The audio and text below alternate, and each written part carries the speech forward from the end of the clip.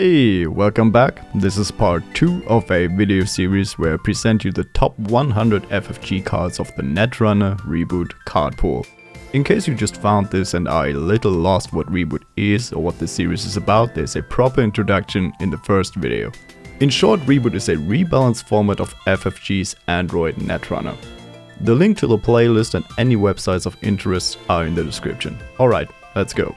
And we continue this series with NBN. This video happens to be a little longer, and this is mainly due to NBN being home to the single most important and drastic balance change and the rework of the faction as a consequence of this balance change.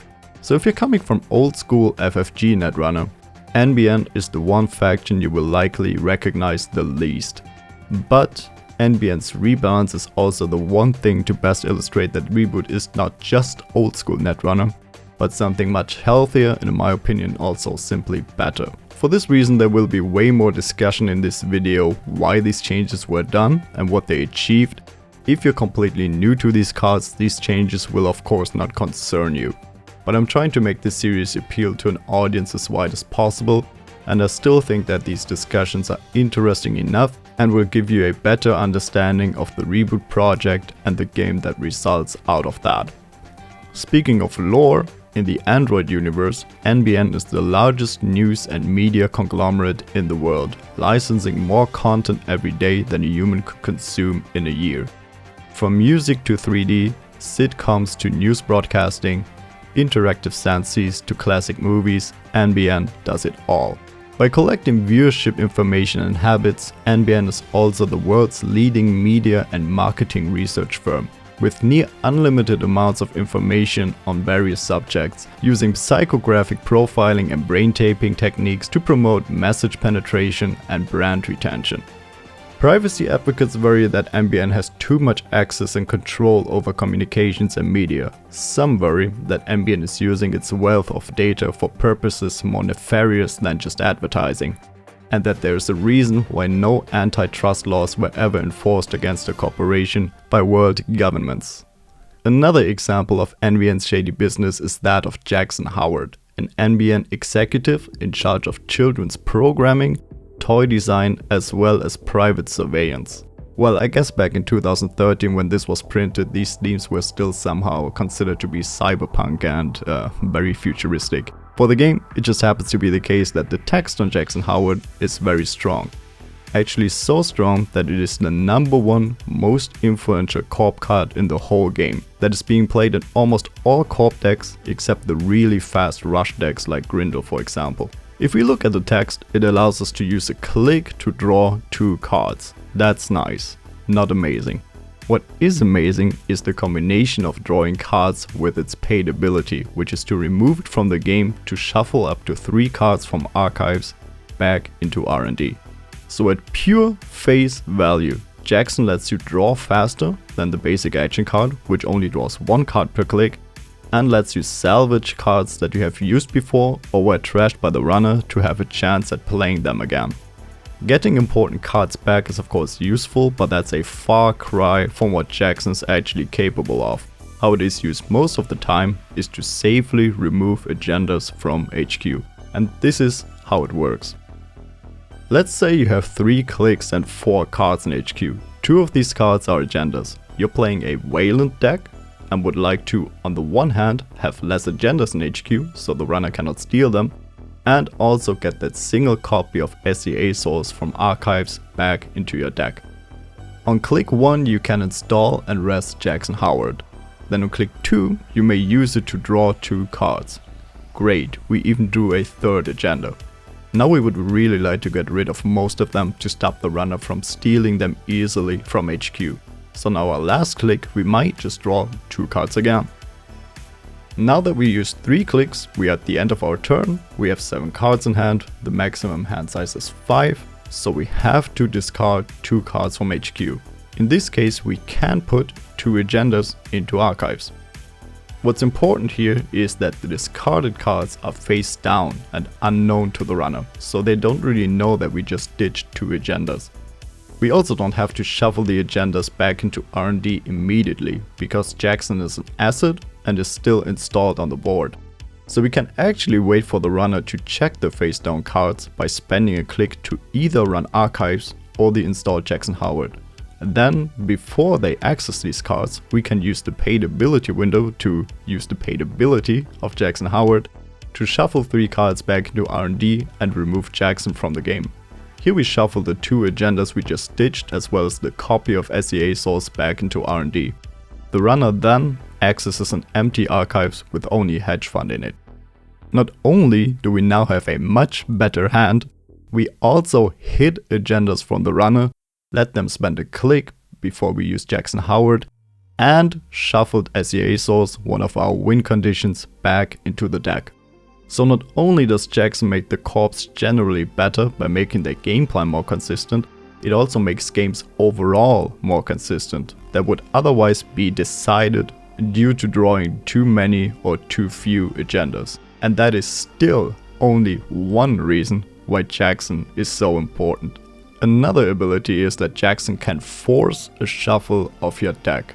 Let's do another example. Let's say the runner plays the Maker's Eye, which lets them access the top 3 cards from R&D. Accessing more than one card from R&D or HQ is something we call multi-accessing. When the runner accesses these 3 cards, they steal all agendas, can trash cards that they deem useful for the Korb, and also have full information about the next few cards that the Korb will draw.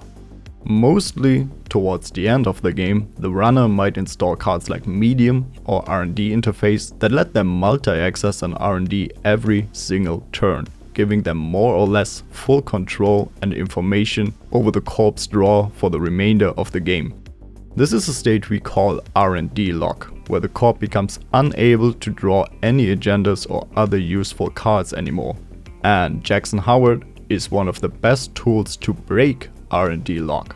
On the one hand, drawing up to 6 cards with 3 clicks allows Jackson to draw deeper into R&D than what the runner has seen before.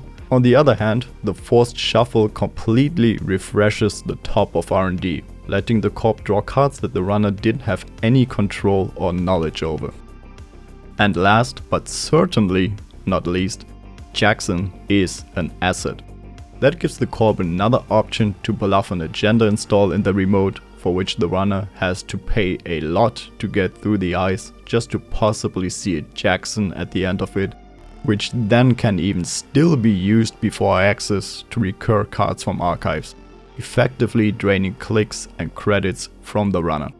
And it is for all of these reasons that I personally consider Jackson Howard to be almost an actual game mechanic that just happens to be printed on a card in your deck, which best explains why this is the #1 Korb card. The reduction of the trash cost from 3 to 2 was done because in some situations the Korb can recur trashed copies of Jackson with another Jackson, which in the past could make trashing them very frustrating for the runner. For anyone interested in all the things that this card can do on top of that, I've again left a link to an episode of the 2.1 Reboot podcast, as well as the blog post that is discussed in that episode. And now for something completely different. We play Reboot, a rebalanced format of early FFG Netrunner. Okay. Those of you who played back in FFG times know that if we are discussing NBN in this time period, we have to of course address the elephant in the room, a card that is often considered to be FFG's original sin, and that is Astroscript Pilot Program. A 3-2 agenda. From last video we know that's already a great stat line. When we score it, it gains an agenda counter. We don't even have to over advance it like Project Atlas. You score it, you get the counter. What you see here is the original unchanged card as it has been played for years in FFG times. With this you spend that agenda counter to place an advancement counter on another card. So with your 3 clicks you could, in the past, install and double advance a 3-2 agenda and then use Astro's agenda counter to put the 3rd advancement counter on the agenda to score it. That means Astroscript Pilot Program, or in short just Astro, lets you fast advance another agenda. Turning this into practice, that meant Astro could easily score another 3-2 agenda, which means you could think of Astro to be actually a 3-4 agenda instead of a 3-2 agenda. If you're already accustomed to the Netrunner lingo, that sounds just wrong. 3-3s are already not a thing. 3-4s are completely and utterly off the charts. Another option was that you could fast advance breaking news, an agenda we will talk about later, which tags the runner when scored. With Astro, there was always at least a click left after tagging the runner, which could then be spent on tag punishment like Scorched Earth. This method supplied a completely uninteractable tag, and tags might win you the game. And as a final nail in the coffin, you have surely realized that Astro is a 3-2 by itself. So you can use it to score another Astro, which can score another Astro, which can score whatever else. This was called the Astro train. To play devil's advocate here, FFG has printed Clot, which stops the Korb from fast advancing, but it costs stack slots and influence again, cannot be used effectively by every runner, has to be drawn or needs a threat to be installed in a paid ability window, and all in all proved to be very unwieldy. Originally I had 5 more slides here to put even more into perspective how truly broken the original Astro was by comparing it to all the other fast advanced tools in the game, but I don't think that's necessary in this type of video. In this form shown here, Astro would easily have been the #1 strongest Korb card. Some may even argue that it's the strongest card in all of Android Netrunner's history. Another problem with the original Astro was that its existence in the meta drastically reduced the diversity of viable runner strategies. Once the Korb has their first Astro scored, which is easy to do because it is a 3-2, the Astro train could not really be stopped. As a consequence, slower runner IDs and deck strategies with slower setups that run less in the early stages never had any place in the sun because their NBN matchups were abysmal. So surely something had to be done about this card if you claim to make a rebalanced and diverse format. FFG has done so in the past by eventually limiting it to a limit 1 per deck, which definitely removed its oppressiveness, but still made game results occasionally very random. Since in the games where the Korb actually found and scored this single copy by chance, they got so far ahead that it could not be compensated by good play from the runner's side. Again, it's conceptually speaking a 3-4 agenda. The reboot change is way more drastic, but it still renders Astro one of NBN's best agendas without its original toxicity. Here it is.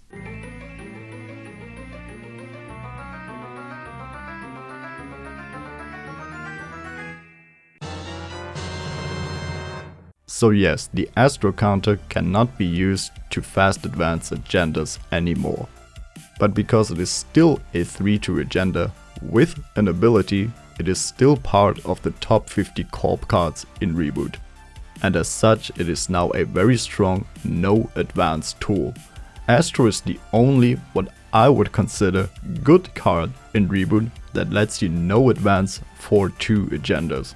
When your turn begins, you can advance them 3 times with 3 clicks and then use the Astro counter to score them.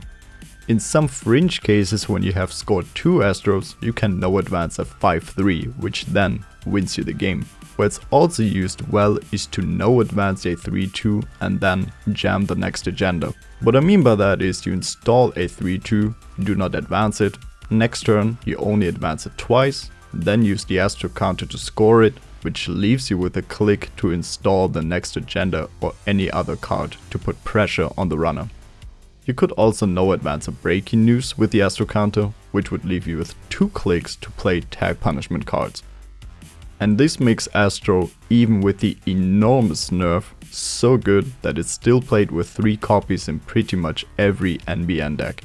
Alright, so far so good. But you can also imagine that heavily nerfing a faction's strongest, faction-defining card creates a power vacuum. Because in the past, NBN only really had 2 strategies. One of them was some rendition of the Astro train, which is not possible in Reboot, and the other was tag and bag with Scorched Earth, which is now harder to do because Scorch costs 5 influence. The way this was remedied was by 2 to 3 core changes to the faction. The first one is that NBN now has unlimited access to 3-2 agendas, which still makes fast advanced strategies viable, but not anymore in uninteractive ways as with the old Astro. We've also talked about in the last video how 3-2 agendas are very good in no advanced strategies. What helps most here is what is left of Astro, as well as a big buff to a defensive upgrade called Red Herrings. And last, something unrelated to the 3-2 agendas is that the tag and tag punishment strategies from within the NBN faction have been reworked and in general buffed to allow NBN to step away from its over-reliance on Scorched Earth. But for now, the first card I want to show you is Red Herrings. A 1 to res, 4 to trash upgrade. Each time the runner accesses an agenda from this server, they must pay 5 credits as an additional cost in order to steal it. This applies even during the run on which the runner trashes Red Herrings. This is our first example in this series of a defensive upgrade, which generally make running on servers harder, or in this case only stealing agendas, which is why most of the time you install these in your scoring remote. Red Herrings works from multiple angles. First, of course, it's a straight up threshold. If the runner does not have these 5 extra credits, they cannot steal the agenda. 2 influence is also not a lot. That's why you might see it played often in Wayland or HB, where the additional cost of 5 credits might catch runners off guard and make the agenda suddenly unstealable. If they do have the money, Red Herrings acts as a tax. These are 5 credits the runner would rather spend elsewhere. In some cases this tax might be high enough to just open another scoring window for the Korb, so they might just install the next agenda right after. As a runner, having to save up the money for a future steal is also annoying, because then your money isn't doing anything. So in a lot of cases the runner does not even want to steal an agenda, even if they could. In addition to that, the runner does not know if you installed a Red Herrings or not. They might expect it but may not find it in the end, and then they saved up 5 credits for nothing. That's why Herrings works so well in no advanced decks, because the runner has absolutely no idea if you installed an agenda, Jackson Howard, Red Herrings or any other upgrade or asset. In FFG times Herrings was almost never played, also due to the Astro strategies being far superior. In Reboot, Red Herrings has become a faction defining mainstay, which is why it sits as high as number 17 of all Korb cards. And that happens simply due to increasing the trash cost from 1 to 4. If the runner finds the Herrings on centrals, they might now just not want to trash it, because it's almost the same money as to steal an agenda when it's installed and rest. And if the runner finds an agenda, they would now need to pay 5 to steal and 4 to trash Herrings, which is super expensive, and the runner is just less likely to have 9 credits available at any point of the game. So in a lot of cases the Red Herrings are just not trashed, which becomes more and more correct towards the end of the game, because the runner is then better off to keep the 4 credits and do something else with it. And if they actually have to steal from that same server again, they just have to pay 1 credit more. Also, fun fact, this card is not unique. Korps could install 3 of these in a single server to make agendas 15 credits to steal, or spread them out on different servers to make all agendas 5 to steal. In deck building, runners have to make sure that decks either make enough money or can circumvent the cost any other way. A very popular method is to trash agendas and to then steal them from archives where most of the time no Herrings are installed. Coming to NBN's main method to fast advance agendas, SanSan City Grid, a 6 to res and 4 to trash upgrade. The text box says, the advancement requirement of agendas installed in the server is lowered by 1. So in a server with a rest SanSan, you can fast advance and score a 3-2 agenda, because then it only needs 2 advancement counters to be scored. You can also score 2-1 agendas with a single advancement counter and have a click left after scoring it. Asset and upgrade based fast advance tools compared to operations have multiple drawbacks. One of them is that you have to install these on a previous turn to the one in which you want to fast advance. Another is that they can more easily be trashed by runners simply because they have a trash cost. Additionally, in the case of SanSan, it is a very expensive upgrade. And it only works in a remote server because you cannot install agendas in central servers.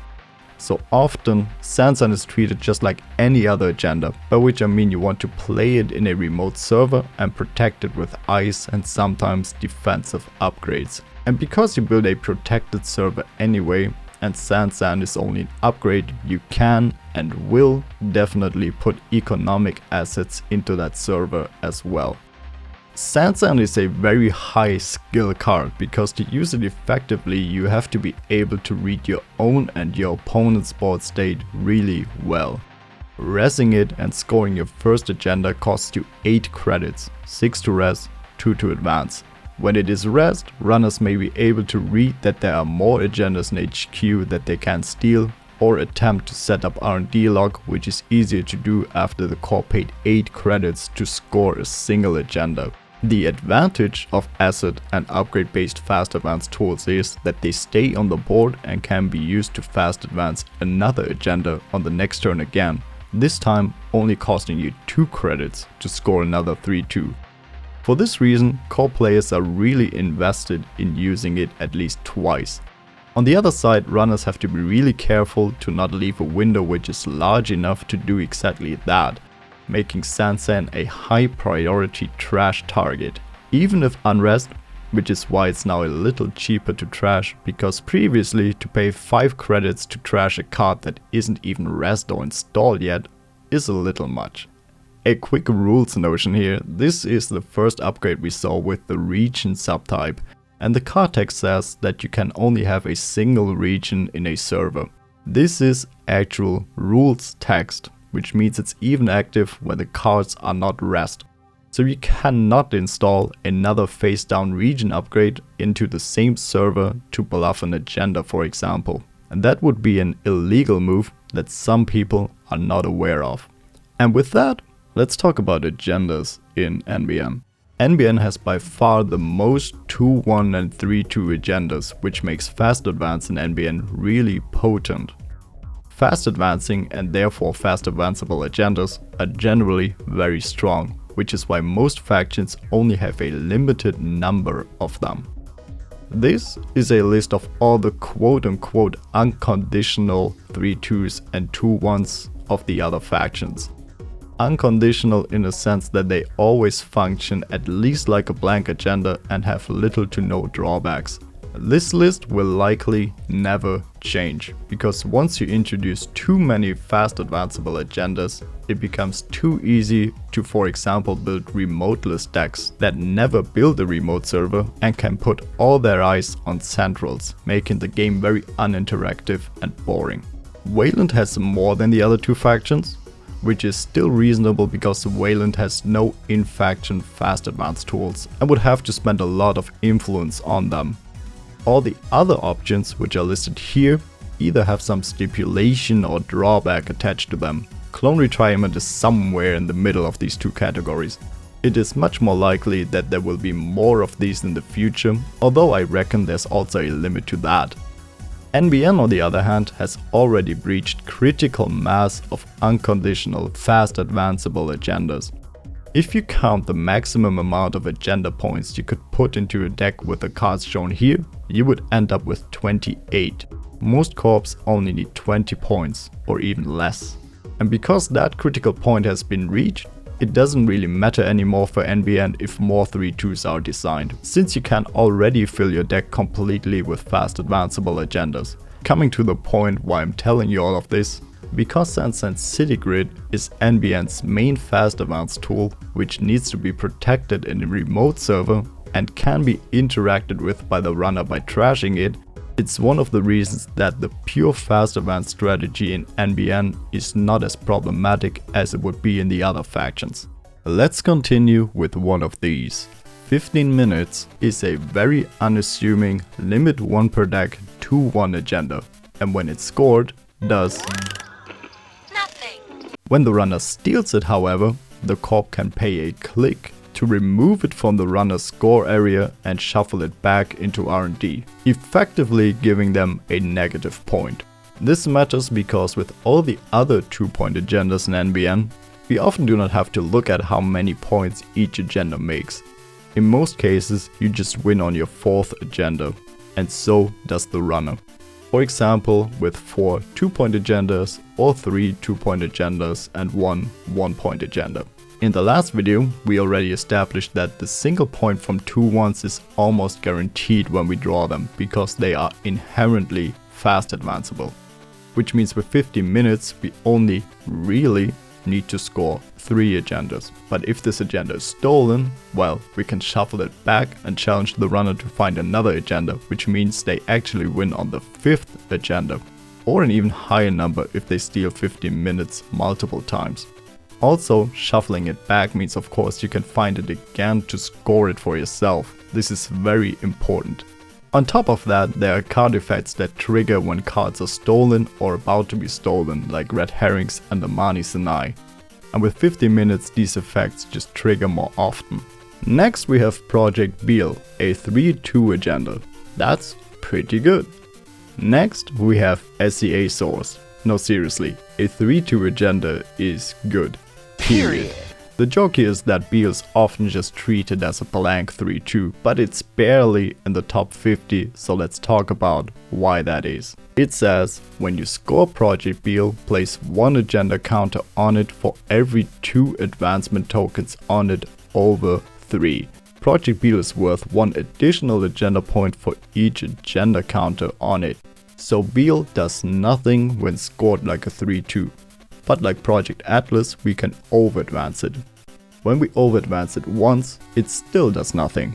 Only starting with 5 advancement counters, Beale gives you an additional point, so 3 points total, functionally turning Beale into a 5-3 agenda on demand. In some situations, you can win with 2 2-point agendas and Beale as a 3-pointer, which should be a real consideration depending on what the board state looks like. You can in theory also score it like a 7-4 agenda, a 9-5 agenda, or even more. There are real situations where this might be possible, which I will talk about when we get there. Another rules thing real quick, this effect does not work with SanSan City Grid, because Beale specifically demands 2 tokens over 3, not 2 tokens over its advancement requirement. You can of course still fast advance Beale on SanSan, but only as a 2-pointer. Alright, we are done with the basic good stuff cards of NBN. Let's move into Spice Town with the revised tagging strategies you can use in NBN. And we're starting Cha-Cha real smooth with a card that we have already talked about in the last video and that has actually not been changed at all. SEA Source or C-Source, a 2-cost operation. Play only if the runner made a successful run during their last turn, trace 3, if successful, give the runner 1 tag. The thing that makes C-Source interesting is that it tags the runner on the Korb's turn and can already be played on click 1, leaving 2 clicks to do something else with the tag. There's of course a stipulation attached to it. For once, the runner must have made a successful run on the last turn, and you need a certain amount of money compared to the runner for it to work. That's why runners must evaluate if they have enough money, or must stop running, or accept the risk of the tag with all its consequences. But how much money does the Korb actually need? Well, let's see how much you remember from last video. If you only want to tag the runner, because this costs 2 and starts with a trace of 3, which is 1 more than 2, you need exactly as much money as the runner plus their link. Then of course you also need the money to play the tag punishment, which in the case of Scorched Earth was 6 credits to play 2 copies. Something I did not mention last time is that the money that is needed can of course be reduced by the money you make until you play your tag punishment. Let's do a harder example. If you get this one, you know everything there is to know. You only have a C-Source and a single copy of Scorched Earth in hand, which would do 4 meat damage. Your opponent has 1 link, had a successful run last turn and ends their turn with 3 cards in hand. By the way, Geist is an absolutely terrible example because he has an ability that lets him draw cards on the Korb's turn and plays cards that give Link and draw him even more cards. But do me a favor and let's say the runner has no installed cards for whatever reason. You on the other hand have only a single pad campaign installed that gives you 1 credit at the start of your turn. The runner ends their turn on 7 credits. How much money do we need before the start of our turn to turn Geist into an actual ghost? I'm giving you a short moment here. For everyone else, did you know that every autumn the hippocampus of the black-capped chickadee grows by 30% to find the seeds it has hidden in the winter? In the spring, it just shrinks back again. Okay, we need 9 credits before the start of our turn. To tag, we need runner's money plus link, which is 8. Scorched Earth costs 3, which sets us to 11. Pad campaign gives us a credit, so we only need 10. And as a small trap that I set, Scorched Earth and C-Source only need 2 clicks. So we have 1 click left to click for a credit. That means in total, we only need 9 credits. The important takeaway here is the same as last time. If you remember that you need as much money as the runner plus link to get the tag, all following calculations should be much easier. And yes, you need at least 2 credits for the tag because C-Source costs 2 credits to play. Alright, next card is the Big Dipper, number 4 of all Korb cards that I had to already reference several times before because it's just that important. Breaking News, a 2-1 agenda. When you score Breaking News, give the runner 1 tag. When the turn on which you scored Breaking News ends, the runner loses 1 tag. As a 2-1, you can of course fast advance this. You score it, tag the runner, end your turn and remove the tag again. Congratulations, you scored a single point. That's okay, but since last video we know how powerful tags are in Reboot. So if you want to make use of the tag, you have to, similar to Posted Bounty, leave Breaking News on the table to score it next turn and follow up with some kind of tag punishment. What makes Breaking News the number 4 of all Korb cards is that it's the only proactive and somewhat unconditional way that the Korb has to tag the runner. All the other methods need the runner to trigger them somehow or to have a certain board state. And since runners really want to avoid being tagged on the Korb's turn, it becomes clear that every single installed card in remote server becomes scary, since it might tag the runner on the next turn and leave the Korb with enough clicks to play tag punishment. I use that term quite often by now. Tag punishment is what we call cards like Scorched Earth that can be played or have an additional effect only if the runner is tagged. There are only 3 of these in Wayland. Traffic Accident here is a small version of Scorched Earth that only does 2 meat damage and needs 2 tags to be played, but costs only 1 influence. You could for example play Scorched Earth and Traffic Accident for 6 meat damage, which would flatline a lot of runners and make Scorched Earth again a threat in NBN. But because it's the conception of the Reboot project that NBN should play more of its own tag punishment, Breaking News only does a single tag now. Traffic Accident is the only reason for that. There are also 3 more neutral Korb cards. These are definitely below the power curve, with only Freelancer being really worth mentioning. NBN on the other hand has a lot of tag punishment. Okay, are we done? Alright. These effects include, but are not limited to, putting even more tags on the runner, removing all their money, and removing installed runner cards. And this is, I think, the second card with the highest impact buff in Reboot after Red Herrings and has become the main figure of NBN tagging strategies. Big Brother, a 0 cost operation. Play only if the runner is tagged, give the runner 4 tags. This card achieves 2 things. On the one hand, it tries to make sure that if you manage to tag the runner, to keep it that way.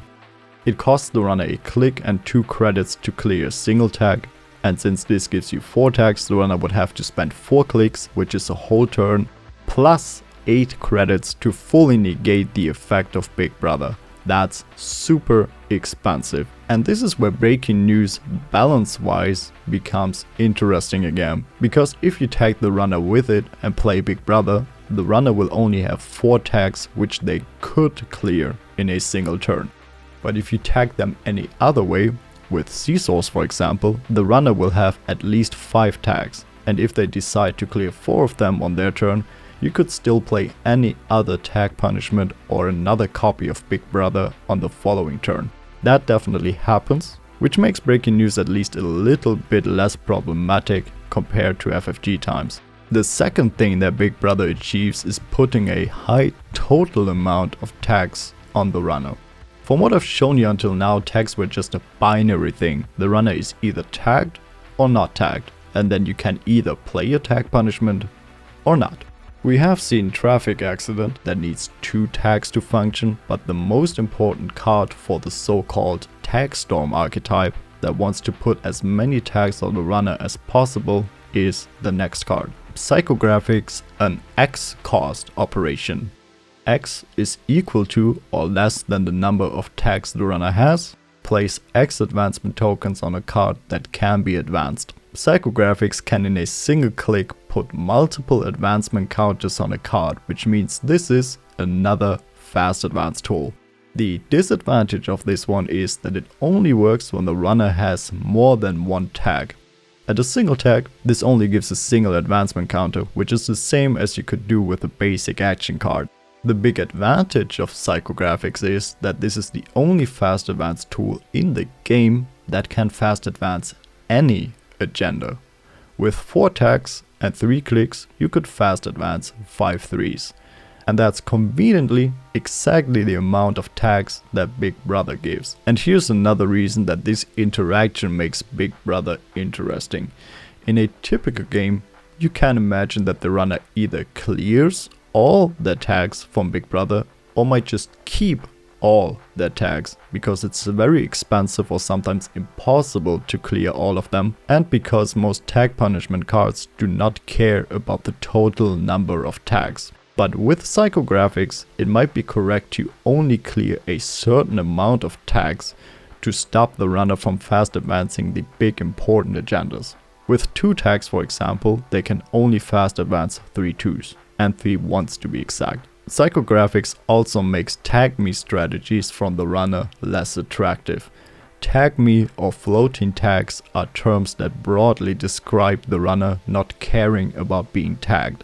If the runner for example can for any reason ignore tag punishment, they will also ignore all the tagging cards and gain more and more tags with impunity, which would completely nullify the classic tagging strategies. Psychographics acts as a kind of floodgate to prevent that from happening. And this is the case where Project Beale becomes interesting again, because if for example the runner fully goes tag me with up to 12 tags, you could fast advance Beale with Psychographics to make up to 7 points in a single turn. And there we have it, all the NBN cards in the top 50. Regarding Ice, NBN has 3 cards in the top 50 that I will talk about in the Ice and Icebreakers video. And Data Raven and Archangel are unchanged. New Sound is to my knowledge the only Ice and Reboot that has been nerfed from a res cost of 2 to 3.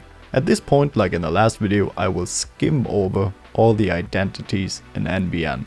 This time there's only one in the top 50 that has won a somewhat recent tournament and also has a pre-constructed deck, which is The World Is Yours with an asterisk. A 40 card identity with 12 influence and the text, your maximum hand size is increased by 3. So your maximum hand size is 8 instead of 5. That, to most of us, does not sound exciting or strong at all, because this ID does not make you money or draw you cards or gives you an interesting action you can perform, so why is this supposedly good? In short, this ID is a playground for all the NBN tagging strategies.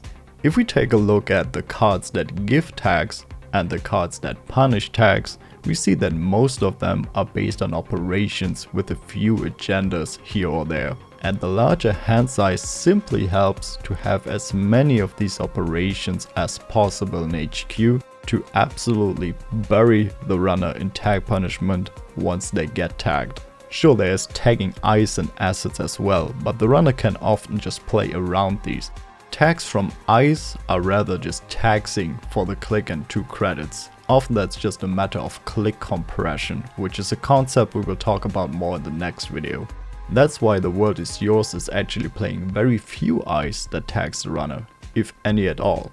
Instead, it plays mostly cheap ice with end the run subroutines to get an early breaking news scored and then continue from there with the tag. I've also seen some niche builds that use Grail Ice. Grail Ice cares about having other Grail Ice in HQ, which of course is easier to do with an increased hand size. NBN has currently 7 other IDs in Reboot.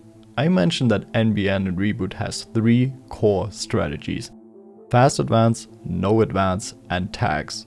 On top of that, all of these IDs behave quite differently, so I will absolutely not be able to get into all possible archetypes you can play with these. A lot of them are also still quite unexplored. We're starting again with the ID from the core set, Making News, 45 cards and 17 influence with 2 recurring credits that can be used for traces. What I see beginners do often is go deck building, look for NBN cards with a trace keyword and include them all in their deck.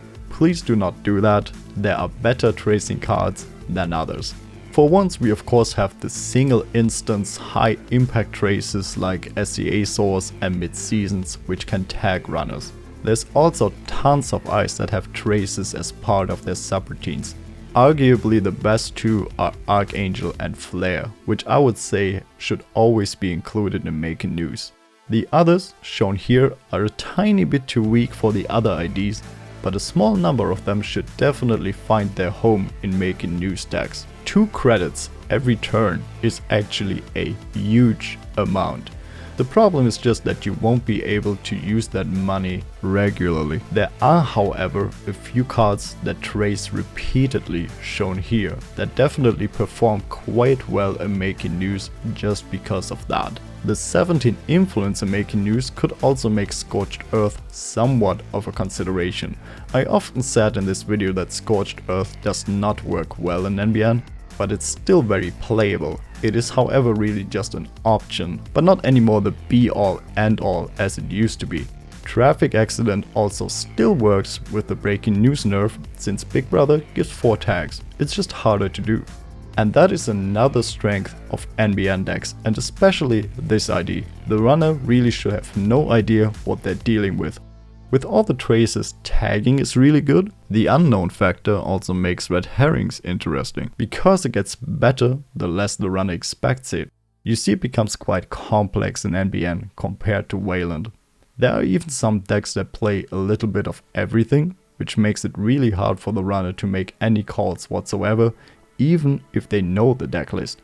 Next we have New Angelus Soul, a 40 card deck with 15 influence and the ability, whenever an agenda is scored or stolen, you may play 1 current from HQ or archives. Alright, what now is a current? Currents are cards corps and runners alike have access to, that apply a constant lingering effect, but they are trashed when another current is played or the opponent of the player who played it steals or scores an agenda. Predictive Algorithm, for example, makes it so that runners have to pay an additional 3 credits to steal an agenda from any server. The thing with New Angelus Soul's ability is that even when the runner steals an agenda and trashes the current in the process, Soul can immediately play that trashed current again without spending a click. So basically, any current Soul plays stays active for the rest of the game unless the runner plays a different current, which honestly is very rare. And because most of your deck only starts to work once you find your first current, the deck size has been reduced from 45 to 40, so you can find the first copy earlier and more consistently. Predictive Algo is a really strong current, especially combined with red herrings to make stealing agendas even more expensive. That is also the strategy of the pre-constructed soul deck, which is probably my favorite of all pre-con decks. Another big player in soul decks is Newshound, one of the top 50 Korb cards that gains an end the run subroutine only if a current is active. Because of that, Newshound is almost exclusively played in soul. There are of course some other good options. Targeted marketing, for example, can stop the runner from playing a card you would hate to see, for example, a Count Siphon. These are in my opinion good currents other Korb identities might play, but because they cost influence, I don't think they make too much sense in soul. Next we have Sync, a double-sided identity, also with a deck size of 40 and 15 influence. You can spend a click to flip to the opposite side. The left side makes clearing tags cost 1 credit more, so a click and 3 credits. The right side makes trashing resources only cost a click instead of a click and 2 credits. Considering that Freelancer and Character Assassination both trash twice the amount of resources as they did before, the right side of Sync is somewhat outclassed, so let's act for now like only the left side exists. The right side is in my opinion really just a fringe case consideration when you for example have absolutely no money and desperately need to trash 1 or 2 resources. Clearing tags being more expensive means, generally speaking, that the runner is less likely to do so. And if you play Big Brother, it becomes even harder to clear all 4 tags, as that would cost 12 credits instead of 8. That makes Sync quite good in the Tag Storm archetype, with other cards like Mid-Seasons that put multiple tags on the runner, as well as Psychographics. Another new support card for this archetype is a Reboot original 2-sided Ice.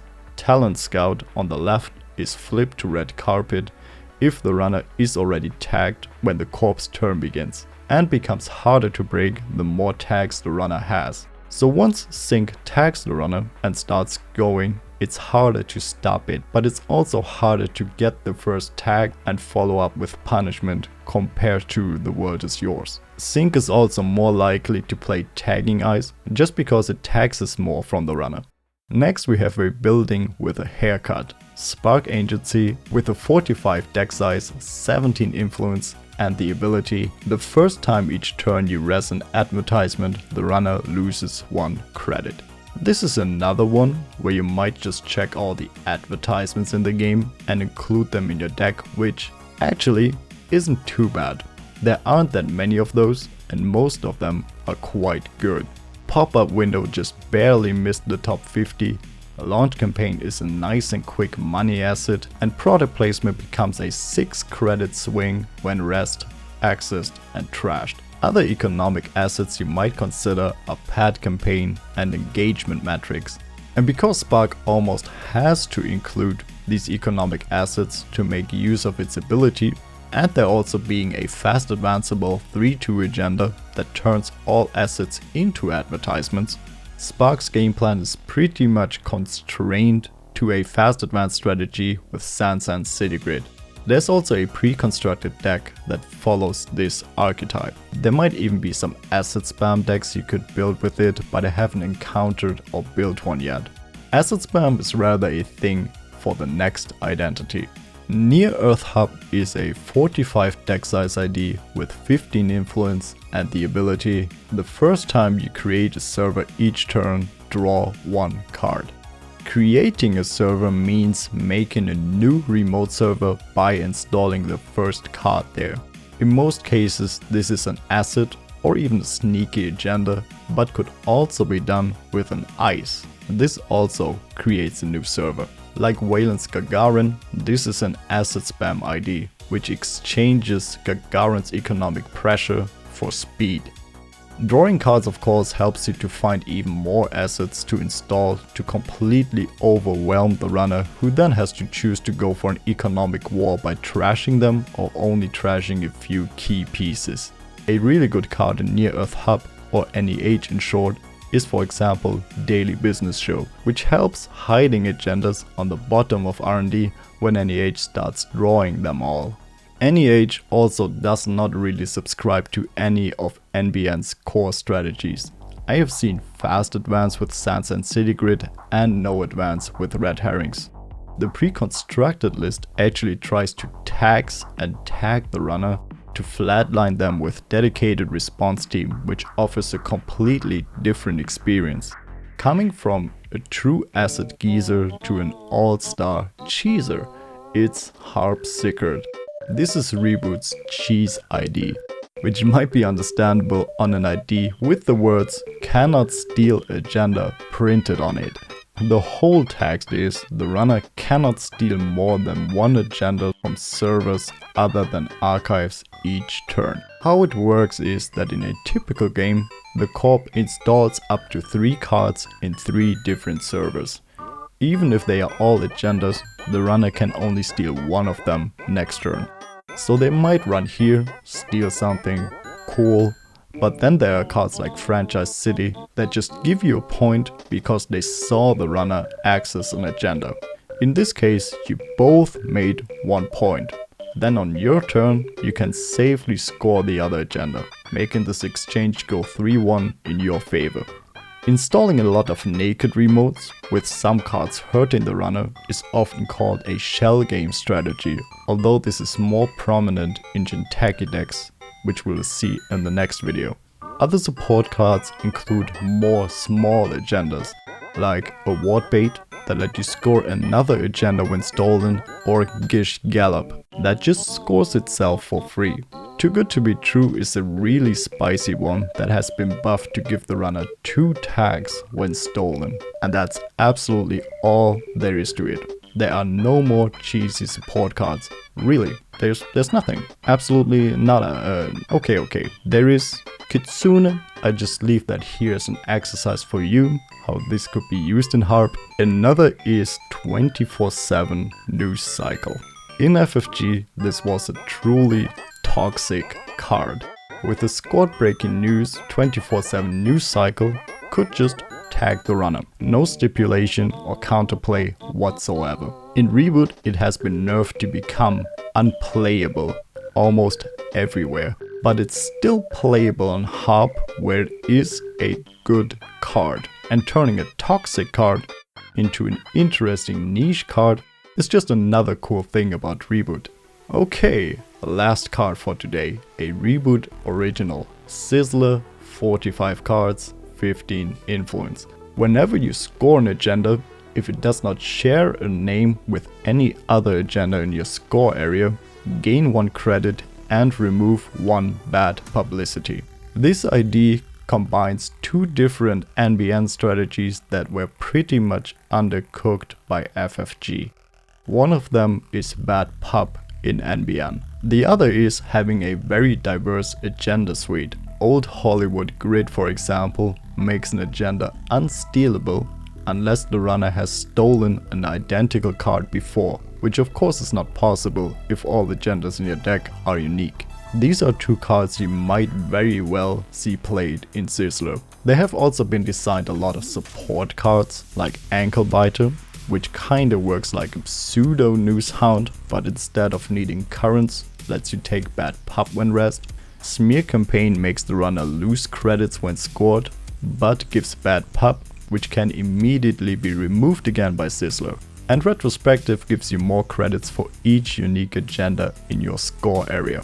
My favorite strategy is to use easy to score agendas like Gish Gallop to forfeit them to Res Archer, which lets you score even more Gish Gallops, which are then unique again in your score area. And this is also an idea that in my opinion works with all of NBN's 3 core strategies. Anything goes, even a mix of them. Alright, that's it. As you might expect, this took me ages again to complete, so a like and subscribe would be very cash money of you. The next video should be much shorter, where we discuss Jinteki. Alright, bye! Greetings, intruder. When one video ends, just open up another. It's called binge viewing. Go ahead. We support you.